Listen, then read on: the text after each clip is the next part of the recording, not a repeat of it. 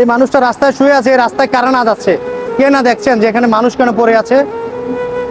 এত হাজার হাজার কোটি টাকা দেশের পাচার হয়ে যায়, এই সমস্ত মানুষের কি পুনর্বাসন হয় না? এরা হয় পাগল, এরা হয় মাদকাসক্ত, ওরা হয় বৃদ্ধ, ঘর নাই, বাড়ি নাই, এই সমস্ত সমস্যা মানুষগুলো। এরা এমন না যে সুস্থ মানুষ, অনেক ধন সম্পদের মালিক, রাস্তায় মানে ইচ্ছা করছে শুয়ে আছে, এরকম না। তাহলে কয় হাজার মানুষ হবে, কয় লাখ মানুষ হবে, কেন এদের পুনর্বাসন করা সম্ভব না? আসসালামু আলাইকুম। রাতে খাবার খান নাই? বাড়ি ঘর নাই?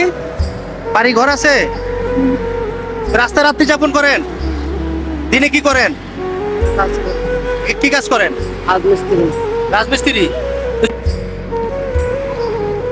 আমাদের সরকারের কাছে এটুকু আবেদন, না খেয়ে মানুষ রাস্তায় পড়ে থাকবে, অনাহারে মানুষ কষ্ট পাবে, রাত্রি থাকবে, এটা কোনো সভ্য আচরণ হতে পারে না। এটা কোনো যুদ্ধ বিধ্বস্ত দেশ না। 55 বছর হয়েছে আমরা স্বাধীন হয়েছি, এখনো যদি আমাদের মানুষ রাস্তায় শুয়ে থাকে, এখনো যদি আমাদের মানুষ রাস্তায় রাত্রি যাপন করে, অনাহারে রাস্তার মধ্যে শুয়ে থাকে, এটা অন্তত আমি মানতে পারতেছি না। কারণ একটা মানুষ যখন 55 বছর বয়স হয়, তার পৃথিবী থেকে চলে যাওয়ার সময় হয়ে যায়। একটা দেশের বয়স 55 বছর, এখনো কেন তার মানুষ রাস্তায় পড়ে থাকবে? এখনো কেন তার মানুষ না খেয়ে রাস্তায় শুয়ে থাকবে? আমার রাষ্ট্রের কাছে এটা প্রশ্ন।